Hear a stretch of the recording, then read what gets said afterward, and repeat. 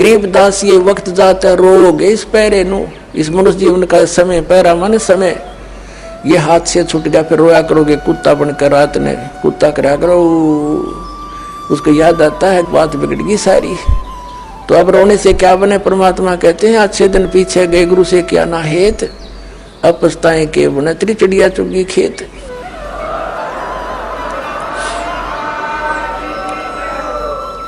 अब परमात्मा स्वयं ही वहां से चल कर आते हैं जहां वो भगवान रहते हैं। वेद गवाही देते हैं कि वहां से चलकर आता है, एक साधु रूप बनाकर कहीं भी प्रकट हो जाता। 3 प्रकार से परमात्मा हमारी धारण पोषण करता है। एक रूप में तो सतलोक में रहते हैं, स्थायी रूप में तेजो में शरीर मालिक का, करोड़ सूर्य मरादे करोड़ चंद्रमा से एक रूम की शोभा। सतलोक में, अलखलोक में भिन्न शोभा है। परमात्मा एक ही है, रूप अनेक बना रहा है वहां पर। फिर वो परमात्मा वहां से गति करके आता, अच्छी आत्माओं को मिलता है जो दृढ़ भक्त होते हैं। उन दृढ़ भक्तों में से कौन कौन है, किन किन को मिले? आदरणीय धर्मदास साहिब जी को मिले, आदरणीय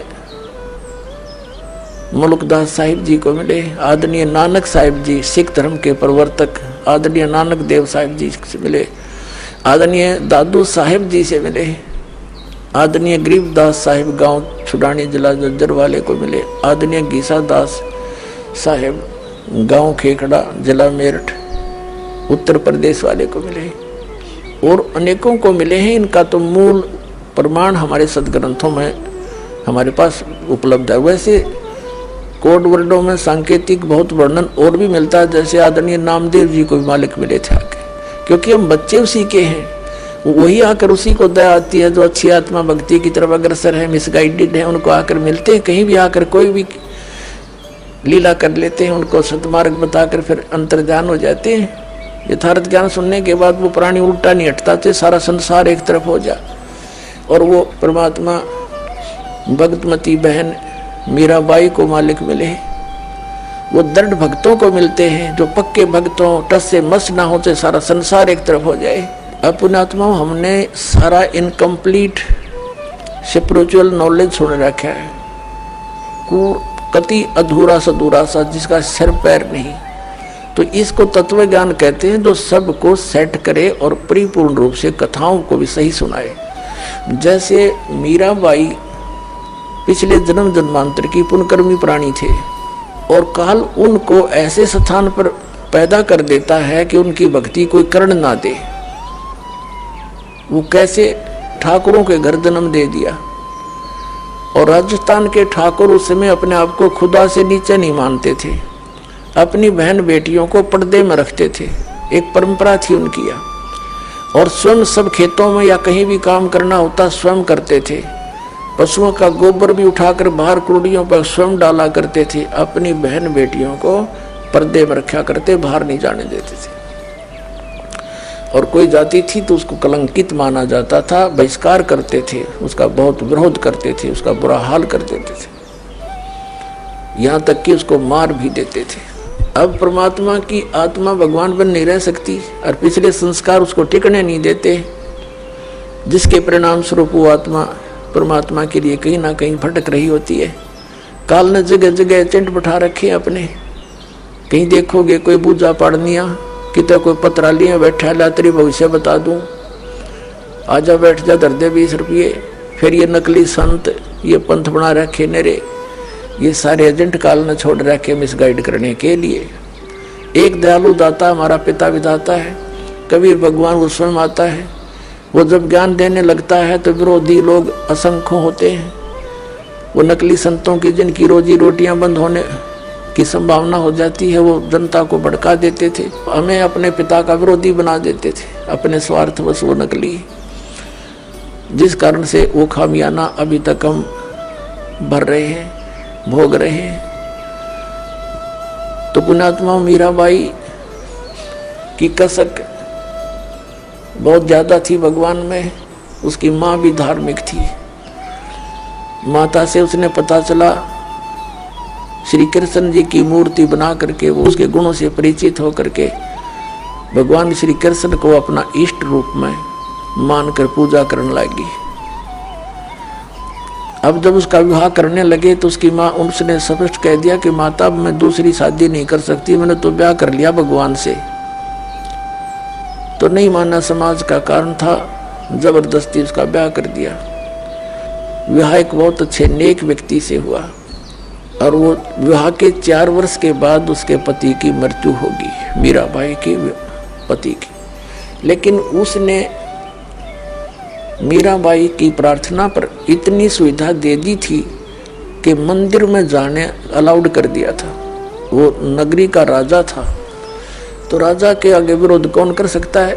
उसके साथ में 2-3 नौकरानियां बहनें चली जाती थी, तो जिससे तो दूसरे ठाकुर लोग भी नहीं बोल सके, भी अकेली नहीं जाती है, 4-5 जाते हैं इसके साथ।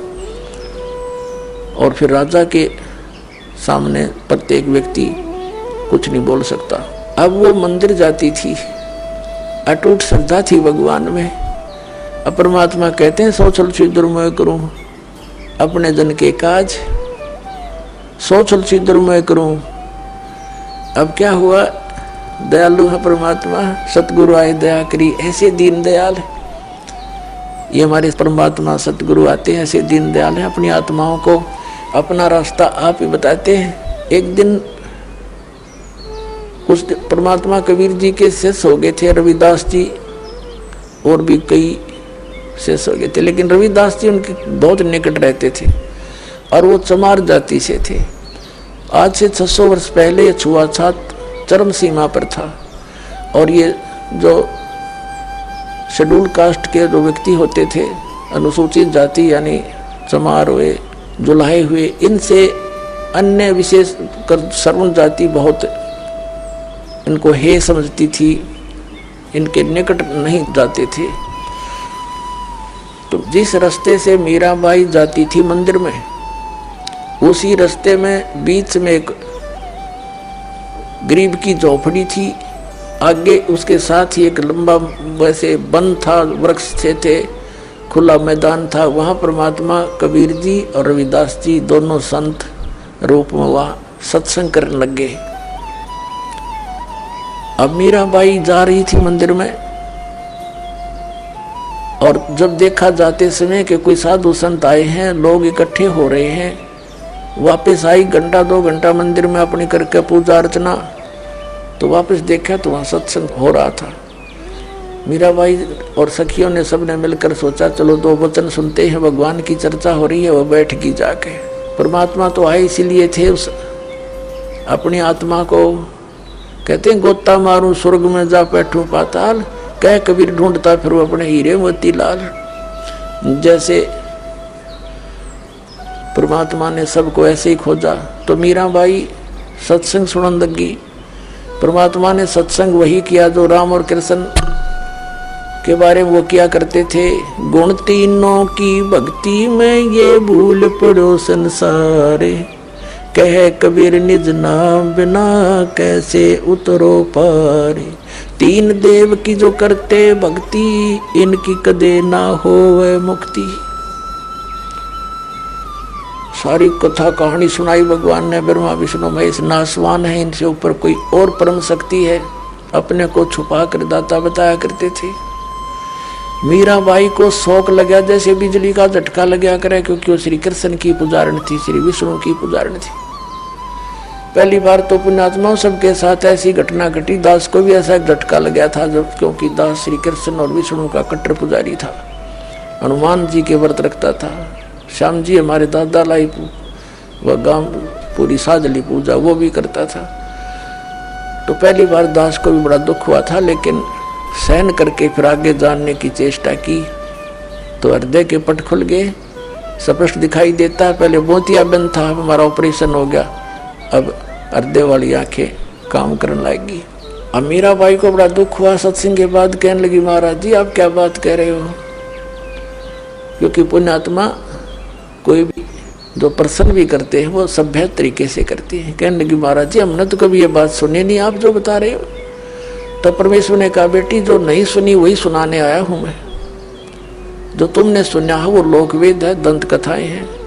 ये रामकृष्ण की आप मृत्यु होती है, तो प्रश्न किया उस देवी ने कि भगवान आप कैसे कह रहे हो। भगवान श्री कृष्ण जी ने मोरध्वज राजा के पुत्र ताम्रध्वज को आरे से चिरवा कर जीवित कर दिया, आप कैसे कह रहे हो कि वो कुछ नहीं कर सकते। परमात्मा ने कहा बेटा मैं ये नहीं कह रहा कुछ नहीं कर सकते, पर ये तुम्हें मुक्ति नहीं दे सकते। फिर इनकी सामर्थ्य देख लो। मोरध्वज राजा का लड़का तो श्री कृष्ण ने जाके जीवित कर दिया, क्योंकि उसके सांस शेष थे, उसकी आयु शेष थी। इतना ये कर सकते हैं, ये तो एक जादूगर कर देता है, छोटे मोटे साधु संत कर देते हैं। लेकिन श्री कृष्ण जी जब कहाँ गई थी उनका वो सामर्थ्य, जब उनका सगा भांजा अभिमन्यु महाभारत के युद्ध में चक्रव्यूह में मारा गया था। सुभद्रा का पुत्र जो श्री कृष्ण की बहन थी सुभद्रा, श्री कृष्ण रो रहा था, पांचों पांडव रो रहे थे, उनका कुल नाश हो रहा था, तो क्यों नहीं जीवित किया श्री कृष्ण जी ने अभिमन्यु को। अब सुन होगी। फिर पूछा उसने जी कारण क्या था, कि बेटी अभिमन्यु का प्रारब्ध इतना था, उसकी आयु शेष नहीं थी और ताम्रध्वज की आयु शेष थी। उसने जाके दिखा दिया ड्रामा, तो सेम गिवा एकदम, क्योंकि मालिक के जो ज्ञान है ये सटीक उदाहरण है। वह घर चली गई तो कहने लगी जी, फिर उसने कहा परमात्मा से, फिर दूसरा प्रश्न किया कि मुझे भगवान कृष्ण साक्षात दर्शन देते हैं, मैं उनसे बातें भी करती हूँ। परमात्मा ने कहा बेटी तू अपने कृष्ण जी तो पूछ लिए, ये देवता हैं, ये झूठ नहीं बोला करते, सच्ची बताओगे तेरे को। अब उसने तो रात में नींद आई नहीं, बहुत कसक होगी, तो उनको जैसा भी वो समय कभी प्रकट हुए श्री कृष्ण जी से पूछा भगवान आप तो सतोगुण भगवान हैं, आप तो झूठ बोला ही नहीं करते। मैंने ऐसे ऐसे संतों का सत्संग सुना है, मेरा बात जची नहीं उनकी, क्या आपसे भी कोई ऊपर शक्ति है। तो श्री कृष्ण जी ने कहा मीरा वो शक्ति है, लेकिन वो हमने भी ना मिली, उसकी ट्राई करने की कोई यूज नहीं, हमने खूब सिर पटक लिया, उसका कोई अता पता नहीं लगता। अब वो उसको तो बड़ा झटका लगा कि वो संत कहते हम उनको दिखा दें और उसका नाम दें, उसकी प्राप्ति करा दें। श्री कृष्ण जी ने इतना मान लिया कि वो है अवश्य। तो वह रात को नींद नहीं आया उस बेटी को। अगले दिन फिर पहुंच गई सत्संग में, वहीं बैठ गई।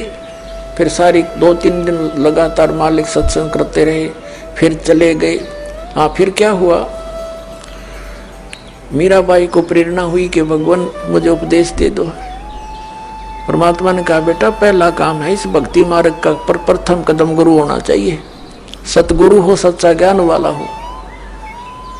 तो मीराबाई ने कहा भगवान दीक्षा दे दो। अब परमात्मा ये देखना चाहते या ठाकुरों की लड़की, इसमें भगवान की कितनी चाह है। ये परमात्मा को प्रमुख मानती है या समाज को, लोक लाज को।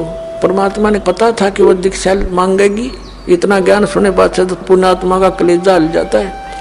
रविदास जी से कह दिया कि तू मीराबाई को नाम दे दिए, प्रथम मंत्र मैंने तुझे बताया, केवल इस को देना, आगे तेरे को आदेश भी नहीं है। और मैं तेरे पास भेजूंगा जब यह दीक्षा लेना आवेगी, और तू इसकी परीक्षा लेना, तब देना इसको नाम। अब वह लड़की ने प्रार्थना की, परमात्मा ने कहा बेटी जा उसके पास, वो बैठा महात्मा, वो देंगे तुझे दीक्षा। वो तो गई वहां पर जहाँ संकेत मिल गया, जाकर बैठ गई, एक महाराज जी नाम दे दो, दीक्षा दे दो। रविदास जी कहने लगा बेटी बहन मैं हूँ चमार जाति का और तू है ठाकरा की बेटी। गुरु से नाम लेने के बाद जब तूने लोग जाके यूं कहेंगे तूने किससे नाम ले लिया है, चमार पर नाम ले लिया, इज्जत का नाश हो गया। और जब तेरे मन में दोष आ गया भक्ति खत्म हो जाएगी तेरी, और लोग तेरी बेइज्जती बहुत करेंगे बेटी, तो कोई और देख ले अपना गुरु। तो मीराबाई ने कहा कि महाराज जी मैं आपकी बेटी, आप मेरे पिता, बाढ़ में जाए संसार, मैंने नाम दे दो, मैं पीछा छुटवाना चाहती।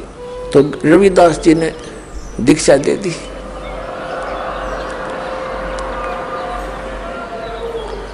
अपने आत्माओं भक्तों के लक्षण ये होते हैं, वो लोक लाज नहीं करते, परमात्मा की वाणी में भी गरीबदास साहिब बताते हैं, लोक लाजना कीजिए निर्भय हो रहिए, और यो मन चावे राम को तो दासा तन करिए।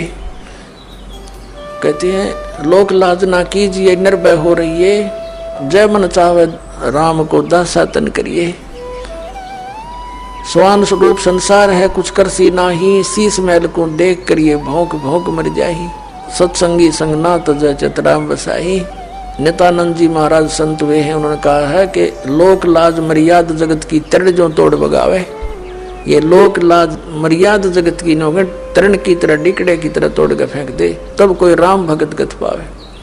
तो साधु संतां के पिछले उदाहरण देख लो, उन्होंने लोक मर्यादा कति नहीं करी। जैसे आदरणीय नानक साहिब जी हिंदू धर्म में थे, अरोड़ा खत्री इनके घर जन्म था इनका, और रामकृष्ण के पुजारी थे। परमात्मा मिले तो पूरा उसी दिन त्याग दिया था, परमात्मा के दर्शन कर आते ही सब छोड़ दिया, और पूरा विरोध हुआ था उसका हिंदू समाज में, होने दे, कति परवाह नहीं करी। ये दृढ़ भक्त होते हैं जिनको भगवान आकर मिलते हैं।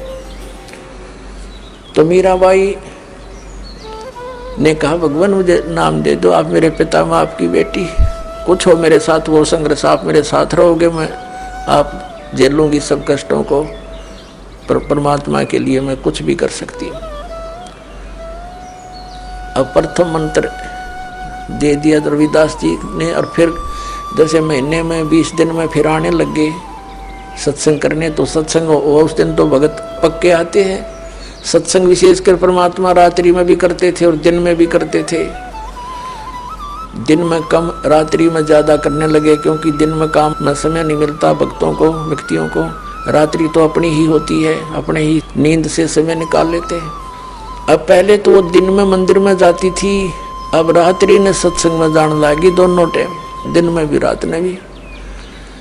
अब पहले तो उसका पति था, उसको साथ देता था, कोई बोलने वाला नहीं था। अब उसकी मृत्यु के बाद उसका देवर बन गया वहां का, उस नगरी का राजा।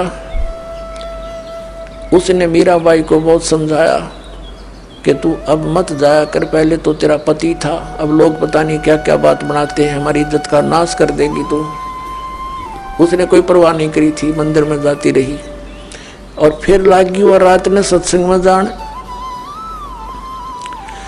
इस बात का उसके देवर ने घना मलाल हो गया, घना दुख मान लिया कि इसको तो मार दे तो अच्छा है, और इसने तो इज्जत का नाश कर दिया। तो क्या किया उसने, क्या किया, एक दिन अपने पुत्र का जन्मदिन रख दिया, रिश्तेदार आए हुए थे, और एक किसी सपेरे से कहा कि ऐसा विषधर ला दे, ऐसा विषयर ला दे सर्प के डंक मारते मर जाए आदमी। उसने वैसा ही ला दिया, राजा का हुक्म था, और एक डिब्बे में बंद करके ऊपर लिख दिया 9 लखा हार।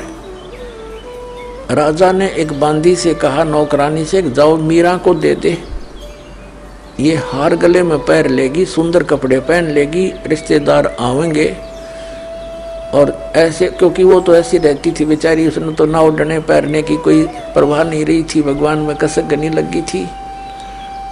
तो उसने कहा कि ठीक से कपड़े पहन लेना, मेरी बेइज्जती ना करवाना, रिश्तेदार ने कहेंगे भाई रहा नहीं उसकी पत्नी को कैसे रखता है, और ये हार पहन लेगी।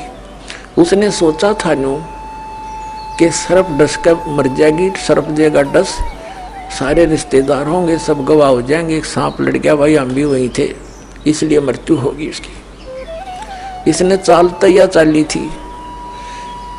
अब वो नौकरानी ने तो जाकर दे दिया केले, मीरा भाई राजा ने बताया है इसमें एक हार है बहुत कीमती, इसको पहन लेना, और सुंदर कपड़े पहन ले, आज उनका लड़के का जन्मदिन है, दूर दूर के रिश्तेदार आए हुए। मीरा भाई बोली रख दे बेबे, पहन लूंगी। नानू का हाइबा पहन ले, अकमा पहन लूंगी, तू जा।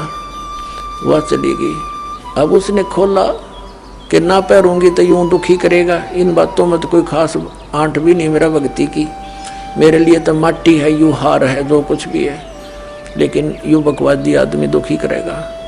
तो उसने अपना धोए दाए कपड़े पहन के वो हार गले में पहन के बैठ गई कि जब वहाँ जाएंगे इकट्ठे में चली जाऊंगी, जहाँ इकट्ठा होना है पार्टी में। अब 5-7 मिनट के बाद वो आया। वो तो ये देखने आया था कि मर्गी होगी, वाई वाह के कह धुआं सांप लड़ गया, ये रहा भागियो। अब उसने जाकर देखा कि वो मीरा बाई गले में सुंदर हार पहने बैठी। तो कहने लगा कि ये हार कहाँ से लाई तू? उल्टा मैं जानता था तू रातों जाती है, यही कर्म करने जाती है। वो कहने लगी जी आप भी मुझे जीने देते ना मरने देते, आप ही ने तभी भेजा था और देख मुझे ही कलंकित कर रहे हो। तो वो कहता मैंने कहाँ भेजा था कि ये डिब्बे में ये बांधी नौकरानी कर गई थी। वो डिब्बा देखा कि इसमें क्या था, कि इसमें ये हार था। अब उसने सोचा बांदी बुलाई नौकरानी, बोली जी मैं अभी देकर बाहर ही बैठी हूँ, इनके बाहर नौकरानी थी वो बाहर रहती थी और यही डिब्बा, और तो उसके पास कोई कपड़ा भी नहीं था विशेष और कोई पात्र भी ऐसा नहीं था। अब उसने सोचा भाई बड़ी, उसने सोचा सपेरा जादू कर गया मेरी खातिर, वह ना जच्ची उसका, कोई और जादू जंत्र का दे गया होगा। तो जब तो वह बच गई। एक दिन उसने क्या किया कि एक विष मंगवाया, विष डालकर एक प्याले से, उन्हें सोचा या मरती नहीं मानती नहीं, इसने इज्जत का नाश कर दिया, जिसको जहर से मार देते हैं। उसको कहा विष, साथ गया तलवार लेकर कि ये जहर पी ले, ये विष है इसके अंदर, या तो इसको पी लेना तेरी गर्दन काटूंगा। तलवार लेकर खड़ा हो गया। मीरा बाई ने सोचा मारना तो इसने है ही, तलवार से तो दर्द होगा, विष पे लेती हूँ आराम से मर जाऊंगी। करके मालिक को याद और विष पीगी सारा। और वो देखा खड़ा खड़ा नौका नो चेहरा, आध घंटे तक बाट देखी दुश्मन ने, वो मरी नहीं, वापस आ गया या वासा होकर। तो परमात्मा कहते हैं मीरा बाई को मारन लागे जहर का प्याला प्यारे, पीवत ही अमृत हो लाग्या, हो गया सर्द ही यारे। मन तू पावेगा अपना किया रे, भोगेगा अपना किया रे। भक्ति के अंदर ऐसी शक्ति है पुण्यात्माओं, विश्वास करना इस मालिक पर। ये कथाएं सुना करते थे हम, कथा नहीं थी, ये सच्ची बातें हैं।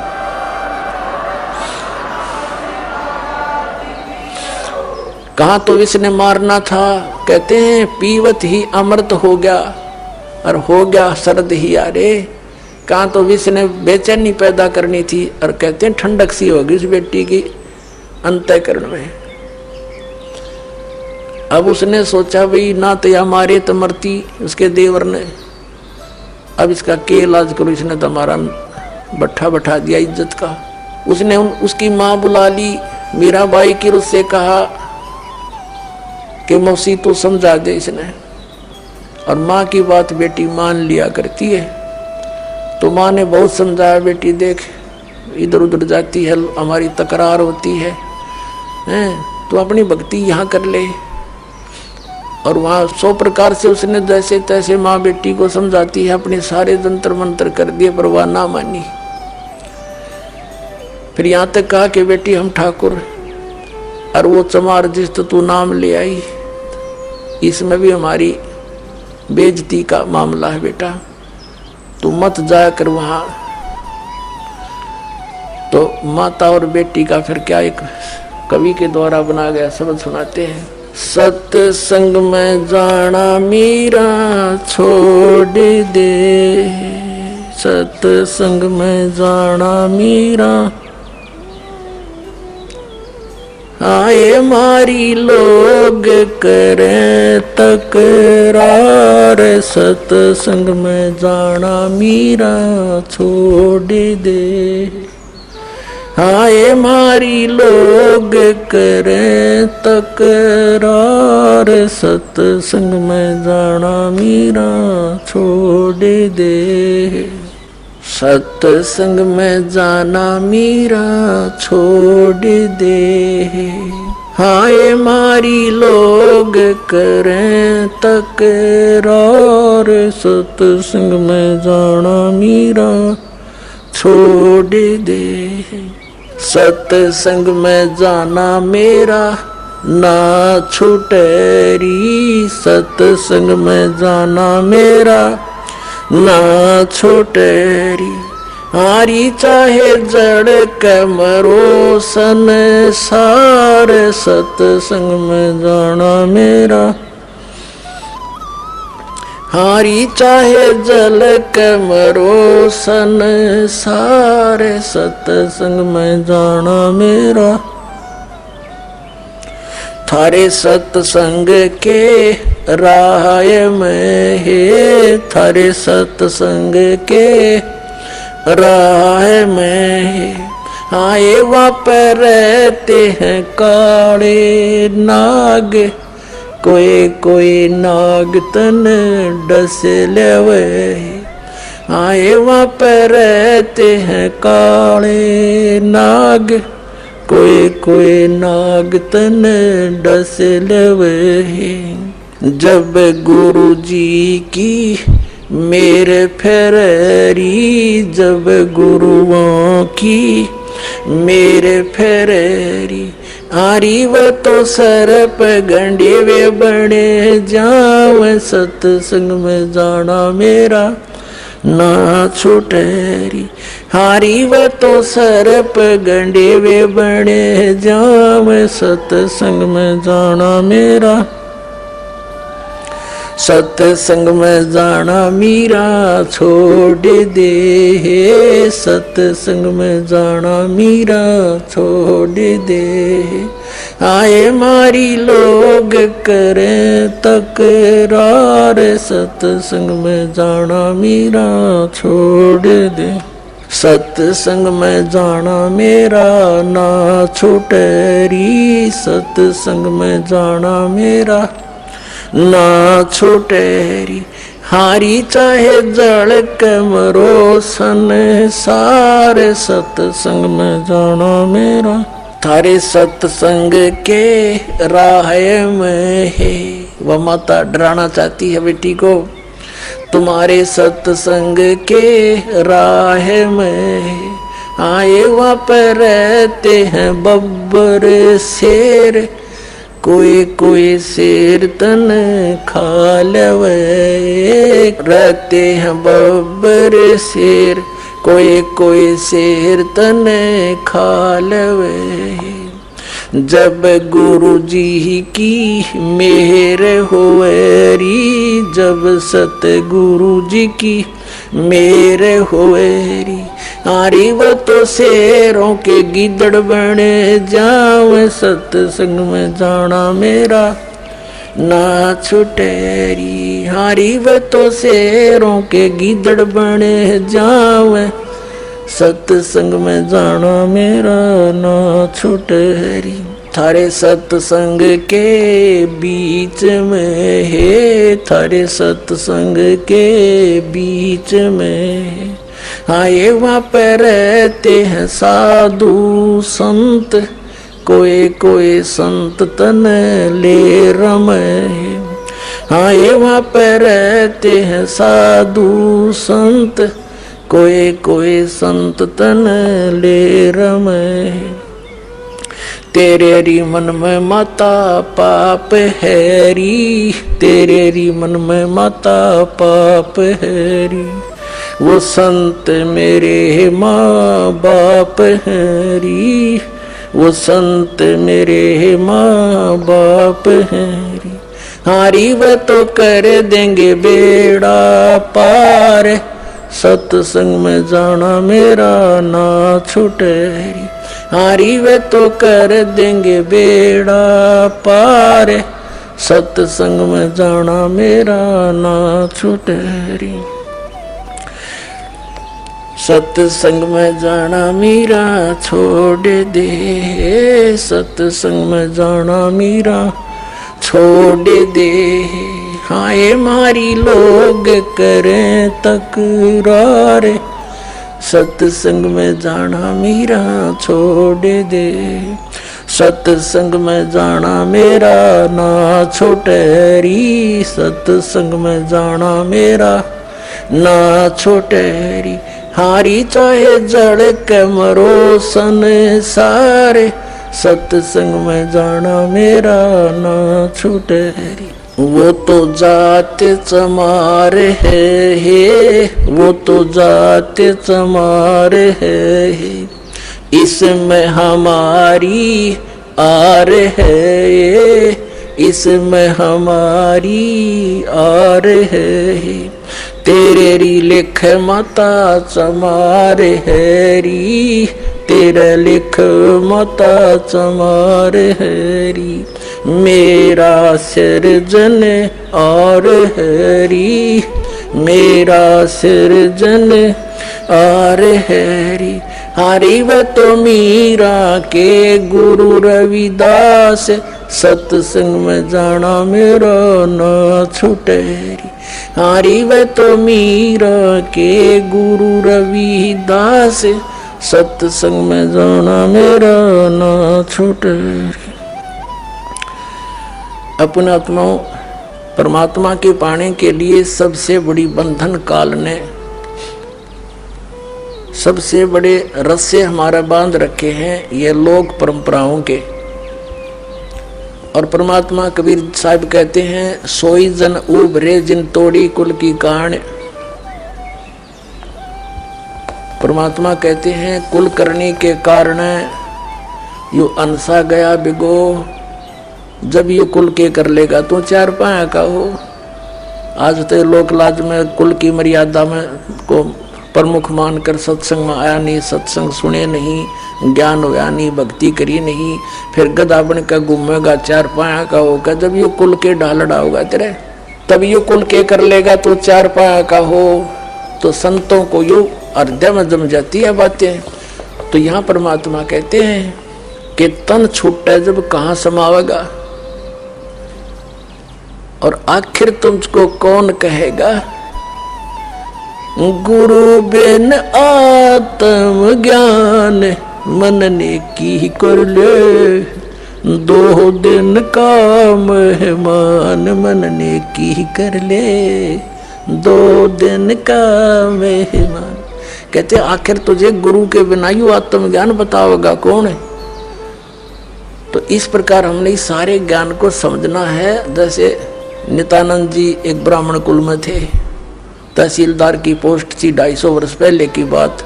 इसमें नारनौल के नवाब के यहाँ तहसीलदार की नौकरी करते थे। जब ये आत्म ज्ञान हुआ, फिर परमात्म ज्ञान हुआ, नौकरी त्याग दी। पत्नी थी वो विरोध गणा करा करती, परमात्मा की ऐसी रजा हुई, उसकी मृत्यु होगी और वैराग बन गया।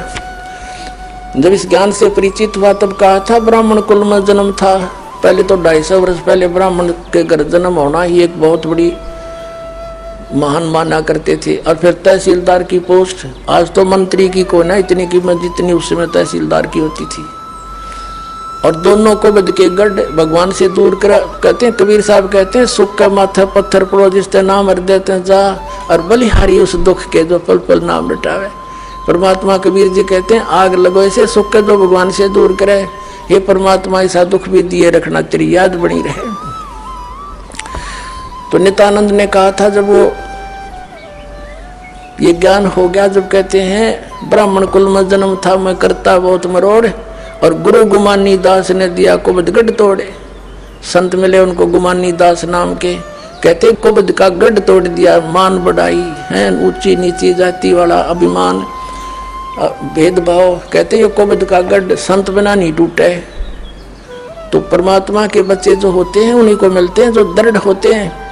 मीराबाई दृढ़ भगत थी, सारा संसार एक तरफ।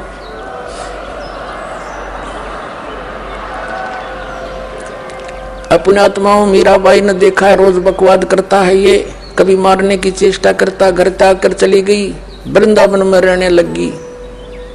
तो वहां परमात्मा फिर मिले जाकर उसको दूसरा रूप बनाकर, और ज्ञान से उसे पूछा, जैसे धर्मदास जी को मिले थे। तब उस बेटी की भी आंखें खोली, बेटा इससे आगे और भी नाम है, ये तो प्रथम मंत्र दिया है, इसके आगे सतनाम है, वो ग्रहण कर, उसको मैं दे सकता हूँ और किसी के पास नहीं है। तब मीराबाई ने परमात्मा कबीर जी से फिर मंत्र लिया, तब उसका कल्याण हुआ। बोलो सतगुरुदेव।